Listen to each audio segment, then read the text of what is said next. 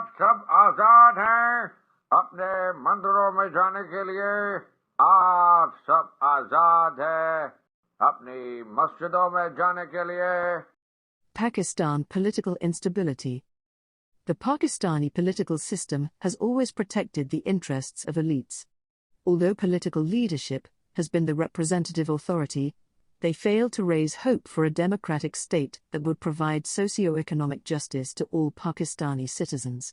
The political leadership failed to create harmony on the national language, the role of Islam, provincial representation and the division of powers between the centre and the provinces, delayed the constitution and postponed general elections.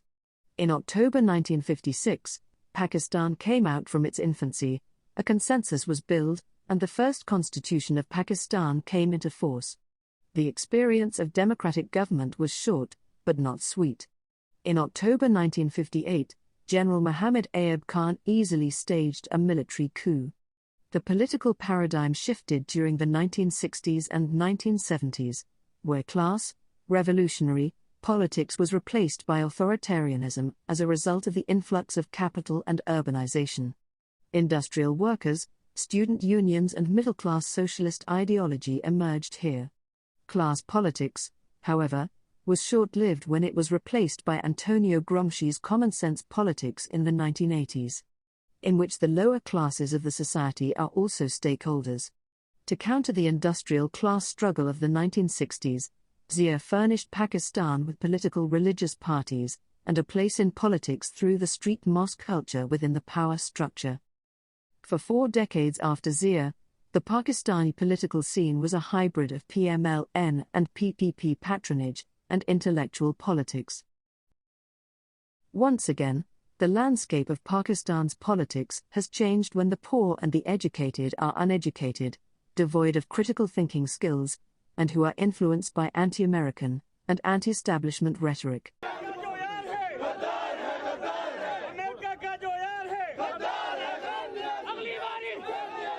Anti-establishment and anti-American sloganeering has breathed new life into Khan's April 2022 lows towards the end of his nearly 4-year rule. More than the dismissal of the PTI, there is public resentment over the return of the previous government, which was accused of corruption and nepotism. This resentment towards the PDM has been well cashed in by the PTI leadership, even though it has little knowledge of its linkages with the geopolitical, geostrategic and geo-economic realities of the contemporary international system. The PTI leadership dreams of a utopian world which is far from reality. This is a dream that has been shown to the people of Pakistan.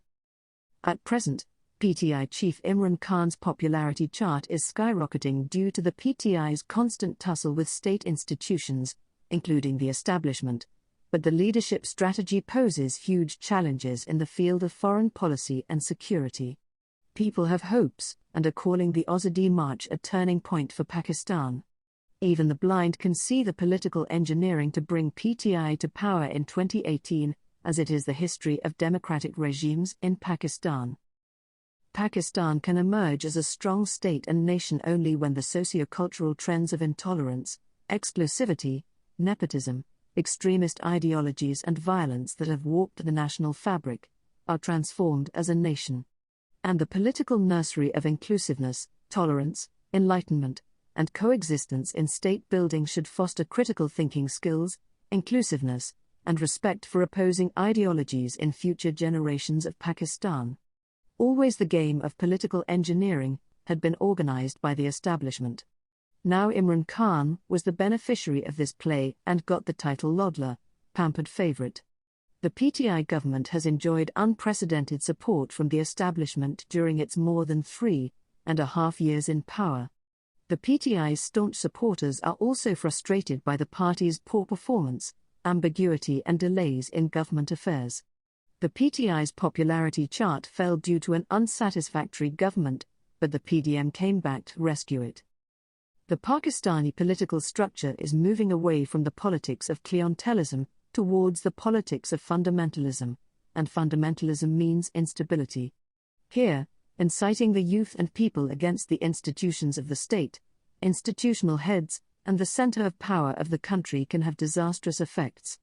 This is Pakistan's political history, the political leadership's frequent attacks on state institutions, especially on the establishment, when they are away from the government. Opposition parties call them to rescue from the governmental brutal actions and illegal political cases.